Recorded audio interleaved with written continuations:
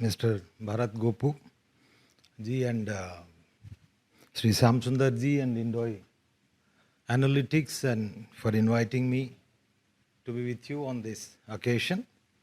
And I thank all of you also for giving me the opportunity, and advance thanking you to kindly put up with me in case you differ with my views. I wanted to make a PowerPoint presentation because I would like to speak in a structured way. PowerPoint keeps you on the track. So I would use that PowerPoint presentation for myself because there is no facility here. But so the Constitution, as we all know, and as has been told by the eminent speakers before, that it is the base document which runs the country. And it's not just a legal document, as Mr. Venkatesh rightly said. It is also a socio-political, even economic document that governs our future of this country. So it's a very important discussion, and it must be done at every place, not just in metros. Also, we should go to even the districts and other places as much as is possible. So there is something called a root cause analysis. First and foremost, there are many things that are bad with this constitution. So first and foremost is, are we the people of book or books? Is our civilization a people of one book or of many books? The constitution forces us to be people of one book. This is one problem. We can talk about on this topic for 1 or 2 hours, so I don't want to digress, but this is one fundamental problem. The second one is, the Constitution enforces that between the state and the individual, there is no other institution. In other words, the state wants the individual to be directly loyal to itself. You cannot be loyal to your family, your community, your village, your state, because your primary loyalty ought to be to the state. So therefore, because the destruction of and the courts also enforce destruction of these institutions. For instance, the learned Attorney General was talking about the alternate dispute resolution and all that. What were Khap Panchayat about? Why did Supreme Court destroy them? So like this, there are so many. So there are many problems with this. But my topic will only confine to the extent how it is destroying our civilization that is informed by the Sanatana Dharma, that is by denying us equal rights. So I would like to restrict to that. I will take a little longer time, but kindly put up with me. So the root cause analysis which I have done, which you may agree or may not agree, is that unless we know who made the Constitution, how was it made, what is the inspiration for this Constitution, for whom it was intended to, and what are the civilizational consequences of this Constitution, unless we know these things, we would not know how and where to go further. So that is the crux of my talk. As we all know, after the 1857 First War of Independence, the Crown took over the rule of India, and then the Government of India Act 1858 was enacted. That is the first Government of India Act enacted by the British Parliament. Then, after a few years, there was, in fact, there was a lot of unrest from 1858 onwards, sporadic unrest throughout India. So therefore, the colonial rulers thought that we must give some kind of an expression to the various opinions and channelize them, particularly those English-educated Indians. So therefore, a former civil servant at that time was chosen, Mr. Yevo Hume. He, with the prior approval of the then Viceroy, I am quoting, this is available, it's prior approval of the then Viceroy, formed the Indian National Congress on 28th December 1885. What was the purpose of the Congress then? It was for channelizing public opinion, especially of English-educated Indians, for increasing the association of Indians in the Indian administration, for the gradual development of self-governing institutions with a view to progressive realization of responsible government in British India as an integral part of the empire. As an integral part of the empire, this is very important. This was the object of the Indian National Congress. So within a matter of 10-15 years, the Morley Minto reforms came in, whereby the Indian Councils Act was enacted, giving nominal representation to Indians in the governance or making of the laws and regulations at that time. Then followed by, after 10 years, the Montego-Chelmsford reforms came, whereby the diarchy system was introduced, with certain subjects were transferred to the Indian ministers and certain reserved subjects were kept by the governor. And so in fact, I digress a little. It is under these Montego-Chelmsford reforms only, for the first time in the year 1921, in Madras presidency, of course, other presidencies also, the governments were formed, and Raja Panagal became the chief minister. Premier at that time, he is the Raja of Kalahasti, which is close, bordering Tamil Nadu in Chittor district. He became the chief minister, and for health reasons, after 5 years, he resigned. And Subbarayan Gounder became the second chief minister, or the premier called. It is Subbarayan Gounder, as premier, he brought the Madras Hindu Religious and Charitable Establishments Act, taking over all the temples in the then Madras presidency, which became the harbinger and pioneer for takeover of the temples throughout India. So it was not the British who took over the temples. So let us be informed about that. It is the Justice Party which took over. Then 1935, again Simon Commission wrote Roundtable Conference and all that. And after that, we have the Government of India Act 1935, which is the one base document of the current constitution. So this is the evolution of the constitution. And this was by far the longest act ever enacted by the British Parliament. Then the Congress at that time, because I'm mentioning this, you need to remark it, castigated the Government of India Act 1935 as the slave constitution that attempted to strengthen and perpetuate the bondage of India. These were the remarks by the Congress about the Government of India Act 1935. Then you have Cabinet Mission Plan. Then when the Cabinet Mission Plan came, Congress rightly demanded that no, the elections to the Constituent Assembly should be held based on the universal adult franchise, so that a new constitution for the India would be enacted. But then Cabinet Mission Plan rejected it, and they ordered that the provincial assemblies which are already existing, they should elect members to the Constituent Assembly in an indirect way. And then the princely states also will nominate certain members. So accordingly, by 1946 September, Constituent Assembly was, December 1946, Constituent Assembly was created with 389 members.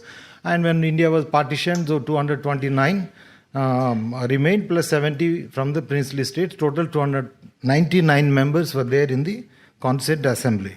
This assembly came into force on 9th December 1946. So why I'm saying is this Constituent Assembly did not represent the people of India. That is most important. The reason being, and I use the words of Dr. Damodar Swarup Seth. He was a socialist member. He was not Hindu by any stretch of imagination. He was Hindu born, but his ideology was socialism. On 5th November 1948, he moved a motion. An interesting motion. I request all of you to read that. If you have read in the past, again read it. It's very important. He moved a motion that this Constituent Assembly was not elected through universal adult franchise. It did not have the representative credentials to make a constitution for India. He further said, the first characteristic which a constitution-making body of a free country should possess is that it should be able to claim that it represents the will of the entire or at least majority of the people of that country. I can emphatically say, I means here he. I can emphatically say that this house cannot claim to represent the whole of the country. At most, it can claim to represent just mere 15% of Indians who elected the provincial legislatures, which in turn elected members of this Constituent Assembly. He continued, when 85% of the people of India are not represented in this house, and when they have no voice here, it will be a very great mistake to say that this house is competent to frame a constitution for the whole of the country.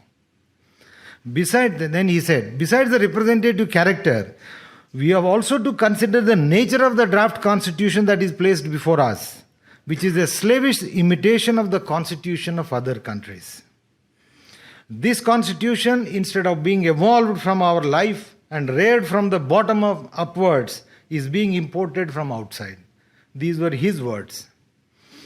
And he also said, the coming generations will only deplore that such a course of action on our part, it is not in harmony with our present conditions, nor our culture, nor customs.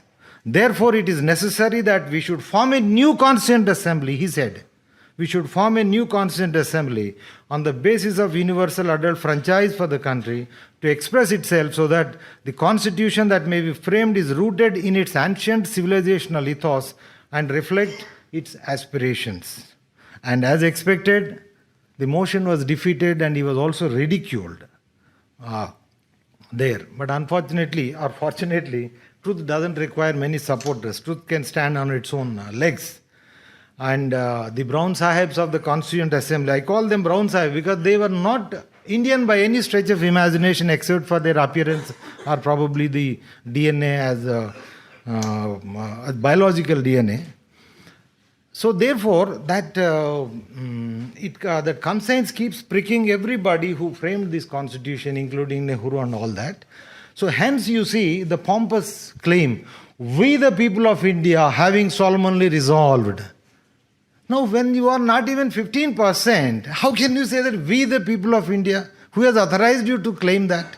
So this pompous claim is only to cover up that kind of pricking conscience. And then the other glib justifications, no, because when you are preparing for, I'm a science student, so when you're preparing for civil service, we were all taught all kinds of things. That no, since the constitution has been in force for the last so many years, so therefore it is definitely good, and therefore it has the will of the people and all that. But then by the same logic, the British were in India for 200 years, almost 190 years. So can we say that it is legitimate for the British to stay in India? Their rule was legitimate? So just because a particular thing has been in existence for a certain long period does not necessarily mean that it is good or it ought to be accepted. Then, next is who drafted the constitution? Did Ambedkar draft it? Let's see. Nehru had a friend by name Benegal Narasimha Rao. He is not, I am a different Rao. I have no connection to him. So, he is from West Coast, Bangalore. He and Nehru, they were contemporaries in Oxford. So this B.N. Rao, Benegal Narasimha Rao, he was working in the Viceroy Secretariat. So then he drafted the constitution 11 months before the Constituent Assembly was actually formed. These are available on record. It's not that I am saying it from anywhere. 11 months before the Constituent Assembly came into force in December, I think 1946, he prepared it in January 1946. It was ready by then. The draft was ready. And then Nehru became the Vice President, which is equivalent to the Prime Minister, Vice President of the Viceroy's Executive Council, and then which became the interim government, and then he became the Prime Minister. And it is Nehru who made, after he presented this, Nehru made him a constitutional advisor to the Constituent Assembly when the Assembly was formed. Then it is this Rao's draft that was given to the drafting committee to check the grammar. I'm just trying to put it in this way, not exactly checking the grammar, but the point is that, yes, you arrange it. And now we say that Ambedkar drafted this constitution. So let us not thrust greatness or anything bad to Ambedkar, because Ambedkar has nothing to do with the constitutional drafting. And then, what was the framework of this constitution? Government of India Act, of course, everyone has spoken, and this is the fact also. And sadly, it is the same Government of India Act which the Congress castigated just 12 years before that, as a slave constitution that was designed to keep India in a perpetual bondage. And that became the framework. And what was the resolution is interesting, that if you see the Constituent Assembly resolution about creating the drafting of the drafting committee, it says the purpose of the drafting committee is to scrutinize the draft of the text of the constitution prepared by the constitutional advisor. This is not something secret, it's there in the resolution. Advisor, giving effect to the decisions taken by the assembly and including all matters ancillary thereto and or which have to be provided in such a constitution, and to submit to the assembly for consideration the text of the draft constitution as revised by the committee. So the job given to the drafting committee by the Constituent Assembly was not to draft the constitution, but only to tweak the draft constitution which was already presented. My feeling is that, my inference out of all this is that Nehru cleverly used the draft constitution, cleverly used Ambedkar as a mukhota, as a Sikhandi, to get his draft constitution, or the draft constitution prepared by his protege, that is B.N. Rao, passed. And then Ambedkar, to the credit of Ambedkar, he saw through the game also, but then the circumstances at that time, I don't know what then. But he did say on 2nd September 1953 in Rajya Sabha, when there was a motion, discussion regarding the Andhra Pradesh bill, he said, people always keep on saying to me, oh, you are the maker of the constitution. My answer is, I was a hack. And he was very frank, candid in that. What I was asked to do, I did much against my will. But I am quite prepared to say that I shall be the first person to burn it. I do not want it. It does not suit anybody. I request you to kindly go through the date 2nd September 1953 Rajya Sabha proceedings. Neither Ambedkar was a drafter of the constitution, nor did he ever claim that he drafted the constitution. On the contrary, he said he was forced to do it because of circumstances, and he said he would be the first person to burn it out. Now this is there on the Constituent Assembly proceedings as well as Rajya Sabha proceedings. I have just quoted it from them. Now the wonderment is that there are 299 eminences sitting in the Constituent Assembly. 229 elected by the provincial assemblies and 70 nominated by the and how these 299 eminences did not even think that we can have a different frame of constitution for India beyond the Government of India Act 1935. Why did it happen? Why are we blaming others? Because these are the people who are supposed to know. Take the example of Burma. They enacted a constitution in 1947. 1948, I think first week of January they became independent. Their Constituent Assembly was formed in 1947, but they enacted a constitution which was more suiting to the Burmese requirement. But yet our people could not do it. Probably one of the reasons, I think, is that they were, as Macaulay said, they were only Indian in blood, taste, morals and like that. They were an Indian, but in taste, morals, intellects, etc., they were more British. They were Englishmen in dhoti, you can say, most of them. Then, there is another important thing, why they did not look for a different kind of framework than the Government of India Act, which was presented by this one. It has to do, if you read the aims and objects of the resolution of the Constitution moved by Nehru in his first speech to the Constituent Assembly, I think it was on which day? It was on 13th December 1946. I'm reading out a part of it. The British government has a hand in its, that is, Constituent Assembly's birth. They have attached to it certain conditions. We accepted the state paper, which may be called the foundation of this assembly. And after serious deliberations, we shall endeavor to work within its limits. That means, though we became independent, or we were to become independent, yet they worked within the state paper. What was the state paper? I desperately looked for what exactly is the state paper. I am not able to get it. If any of you have it, I would be very grateful to you. What was the state paper that Nehru referred to?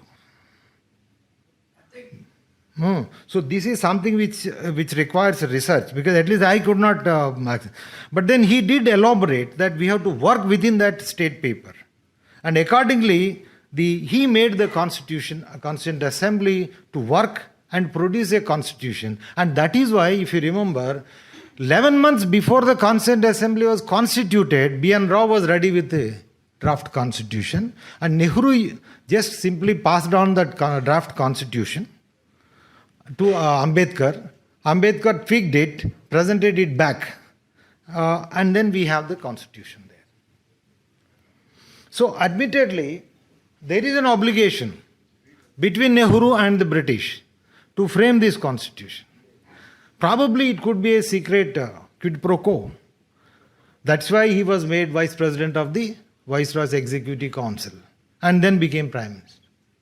Unnecessarily, some of our friends in RSS, they accuse Gandhi that no, Gandhi favored Nehru and not Patel. Had Patel become the Prime Minister, things would have been different. I think Gandhi did not have that kind of clout around the independence time to anoint a Prime Minister.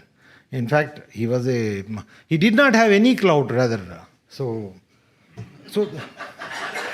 no, that is true. In fact, no, he did not have any clout at that time. After 1942, he lost much of his clout. So therefore, I feel that this constitution is actually a product of a secret quid pro quo, maybe, between Nehru and then British. Bhagwan knows.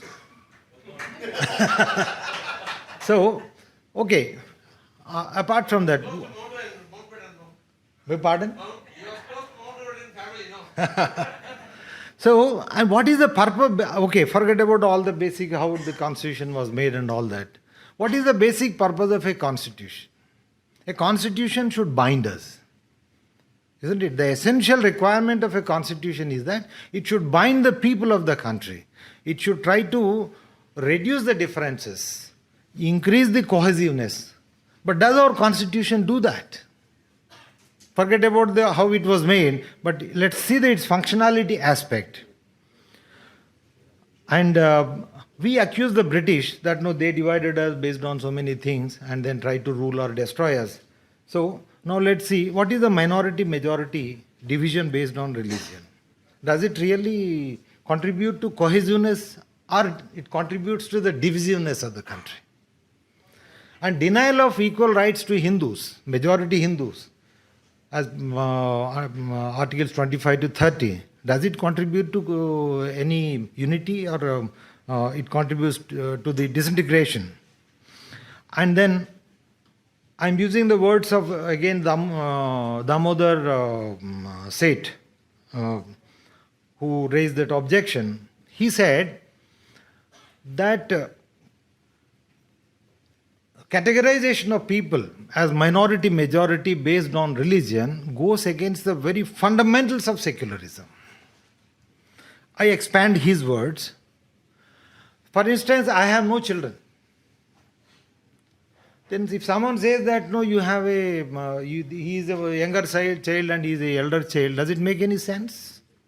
When the state has no religion, how can it say that somebody is majority and somebody is minority? The concept of minority religion comes when the state has a religion. Then the rest become minority. So they need some kind of a protection or extra protection.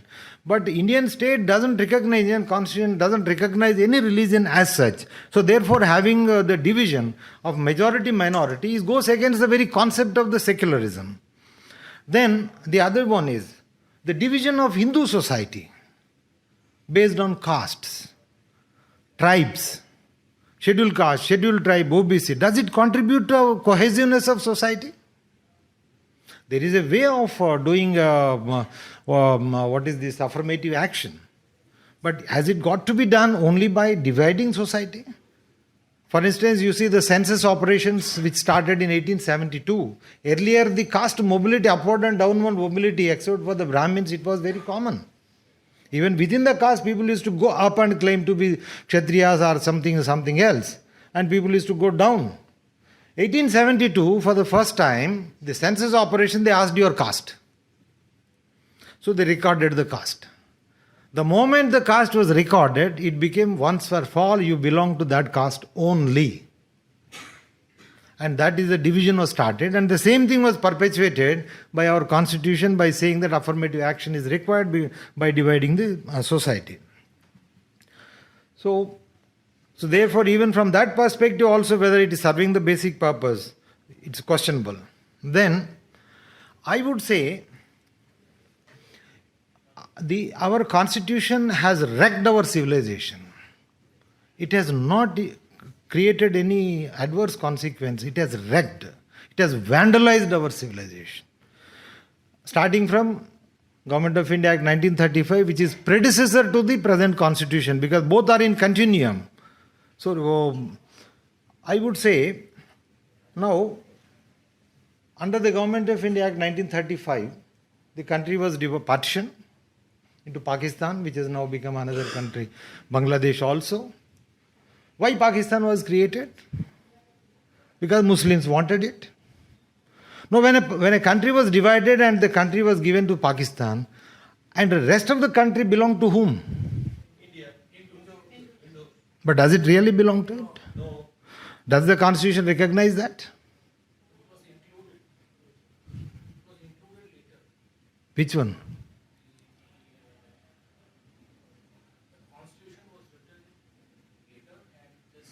That's what. The 1947 partition took place. 1950 we had the constitution, just 2 years. It should have reflected it. When you have divided the country and given share to a particular group, or between two brothers they have divided. This plot belonged to younger brother and the rest plot belonged to elder brother only. No?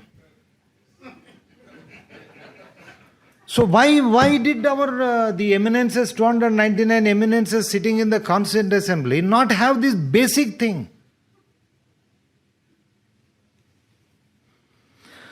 We lost 1/3 territory without any consequential benefit to the country. Hindu misery, Hindu genocide took place, yet the constitution is silent. It has not done anything to prevent recurrence of any such event in future. That is the greatest failing of this constitution.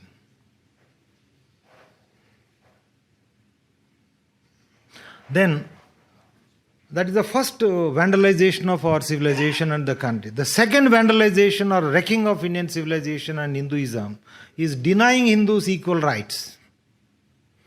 A community or a society requires 3 to 4 fundamental freedoms for it to survive and prosper. Number 1 is political freedom. Number 2 is religious freedom. Number 3 is educational freedom, educational cultural freedom. Political freedom, fine, we have. Do we really have religious freedom? Do we really have educational freedom? Then, if without that, how Hindu society can survive, prosper and progress? If this is not wrecking, constitutional wrecking and vandalization of Hindu society, what else could be? Then, there is a word propagate in Article 25, right to propagate religion. Show me one constitution in the world which has this word. It's only in Indian constitution. Even Christian missionaries were surprised that how Constituent Assembly could, they simply made a formal request and it was accepted. Now this is an invitation and giving license to foreigners to come and destroy us, coupled with FCRA and all those kind of things. For 1300 years, our ancestors have sacrificed a tan, man, dhan. Supreme sacrifices they made, kept this country. This is the only country in the world which has blunted the sword of Islam. In 1947, we have sacrificed that, given out 1/3 of the country. And thereafter, in a matter of 73 years of this constitution, how many areas have become zero Hindu or a Hindu minority places? 1300 years our ancestors fought. But in just 73 years, it has destroyed Nagaland, Mizoram, Meghalaya, hill parts of the Manipur, then Arunachal Pradesh, large part of Arunachal, whole of Kashmir, Andaman Nicobar Islands. Lakshadweep used to have few Hindus, they're gone. Kerala has fallen. Large parts of Andhra Pradesh, Tamil Nadu, Punjab, even Punjab has fallen. Is this constitution serving our purpose, or is it a document to destroy us? 1300 years of sacrifice of our crores of our ancestors has been simply washed away. In just 73 years, mind you. And then you have scheduled areas 5 and 6. What is scheduled area? It is segregation of the rebellious people, rebellious communities against the colonial rule from the mainstream Indian society. Those have been given and incorporated into section schedule 5 and 6. As a result, no non-tribal can have any kind of economic or social intercourse with those tribals. And they have become captive soul harvesters. Ramayana, you see the Ramayana corridor. Why Ramayana corridor became a red corridor? And red corridor became cross corridor. From the Pashupati to Tirupati, that's it, but it is much beyond. Most of these places are scheduled areas, where you cannot go and buy an inch of land. Then go to northeast. There, the whole of these areas are scheduled areas. You require inner line permits to go, but whereas for missionaries to go, you don't require anything. And just in a matter of 73 years, they have converted a whole population. Because Hindu religious persons are denied access there. Hindu society has been denied access there. So they have been deprived of the spiritual nourishment. When spiritual hunger takes place, so you have to quench your hunger. So these people provided the hunger.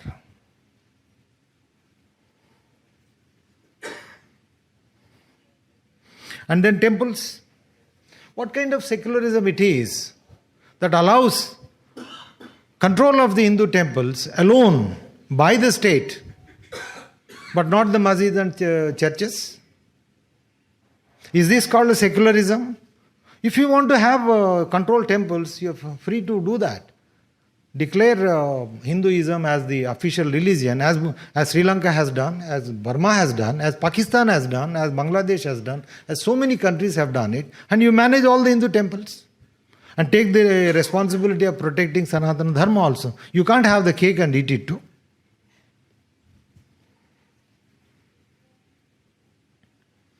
Then minority appeasement. Just see in 2014 onwards, 1 lakh crores has been spent, earmarked from the secular budget. 36,000 crores from the central government funds, equal amount from the state funds, and the government banks and other government corporations which do not come into the consolidated fund of India. Now, what kind of secularism is this? If two persons, let's say, if me and him, we are classmates and we have our socio-economic status is same. I am a Hindu and he is a Christian, or he is a Hindu, I am a Christian, or Muslim.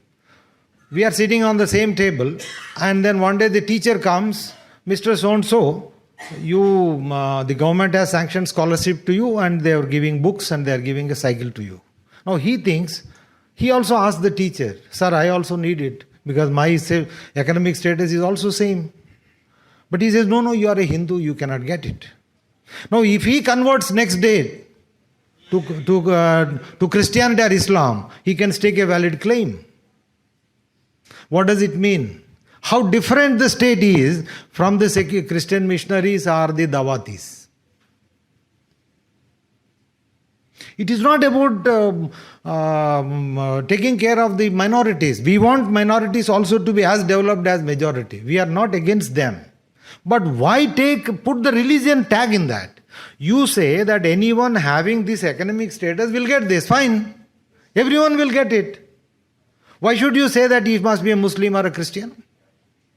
That means you have an agenda of converting Hindus or encouraging Hindus to convert, which is same as the missionary.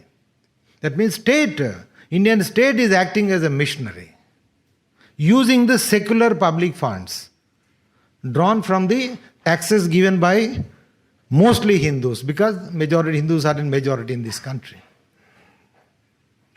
Then educational rights. Article 28 denies no religious education. Why? Why can't religious education be given in state schools? If religion is bad, why are you not banning religion? If the state thinks that the religion is bad, it should ban all religions. You are on the one hand, you are classifying people as minority, majority religion, and then giving the minority religious people to establish the right to establish educational institutions under Article 30. Simultaneously, you are saying no religious education. Why is it so? What is so bad about religion? Is religion bad? Now, go to Europe. You go to any school, they teach all kinds of old literature. Roman literature, Greek literature and all that. They take pride. You go to even our Bhutan, they teach all the old Buddhist literature. They take pride. But in India, we don't. Rig Veda is the oldest known text in the world. Any civilization, any community, any people will take extraordinary pride in having such a book. But we have banned it. Mahabharata is the longest poem ever written in the world. 1 lakh slokas. So far nobody has written. But we are made to think, we are made to feel ashamed about that book. Likewise, so much of Vangmayam we have, so much of literature. Our ancient literature, medieval literature, everything is banned. But Hindu literature is used only by the sociological departments in order to pick holes, take things out of context, to ridicule, to mock, to create a kind of inferiority complex among Hindus. What kind of constitution allows this? Show me one constitution in the world that provides this kind of provisions in it. So what is the consequence? One more thing.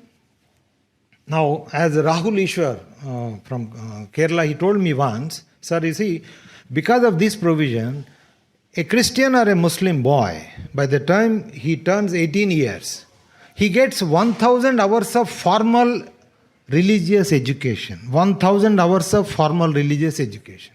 A Hindu boy, even if he turns 80, he doesn't get even 1 minute of formal education. As a result, Hindus do not know anything about their religion, whereas a Christian or Muslim has reasonable knowledge about the religion. Therefore, Hindus, because we are ignorant about our religion, we say that all religions are same. No Muslim or Christian ever says that all religions are same. It's only Hindus who say, because we are all ignorant. And it is this constitution. And language issue. Every language is dying in this country, except Urdu. Every Indian language, including Tamil. Where is the original literature? No language survives unless you produce original literature, original knowledge in that language. Show me one Indian language, from Sanskrit to any language, including Tamil, where the original thing has been produced in the last 73 years. It is English. We are only translating into our language. The original flair is gone. Because this has been perpetuated through constitutional provision again. So, instead of nurturing our constitution, it's only destroying it. Then what is the way forward? We have Sri Lanka close by, we have Burma close by, Bangladesh close by, and so we need to take inspiration from them to incorporate things relating to our civilizations into the constitution. And then, as we have that famous saying, between the small things that we are loath to do and big things that we want to do but we cannot do, we end up doing nothing. This is the plight of Hindus. Small things, small incremental things we don't want to do. We want to change the whole country. We want to change the whole constitution. But is it possible? In the given situation in India, can you really change the constitution? Have a new constitution? Not possible. In this hall we may think, we may have in our own delusional state that we can do it, but it's not possible. But what is possible is, the offending provisions can be attempted to be changed. The fundamental offending provision is Articles 25 to 30. The second offending provision is Schedules 5 and 6.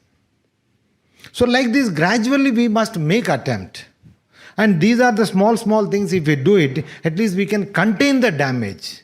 And once we get equal rights in those, then maybe if Bhagavan helps us, we may have a new constitution. So therefore, my appeal to everyone, to the people of India, to all of you, to everyone, to the government, to Modi ji, to RSS, BJP and everybody, all political parties, that give Hindus equal rights. Amend Article 25 to 30, give Hindus equal rights, and that is what I want to convey. And thanks for putting up with me. So nice of you. Thank you very much. And by the way, I am not a lawyer, so not trained in lawyer. I have given my view from a ringside view of the Constitution and as a law enforcement officer, and having seen how the law works, not what law is there in the books. So it is from a different perspective, not from an insider view. Thank you very much. Thank you very much, sir. May I please request Mr. Shyamsundar to... You are giving me the same preamble. It's not the same preamble. No, it's not the same preamble. We the people of India, having solemnly resolved what I said. No. Please wait. Okay, sorry. There is no capitalism here. No, it's not that is not It is original. It is original. It is not the 1974. I thank you for your love and affection.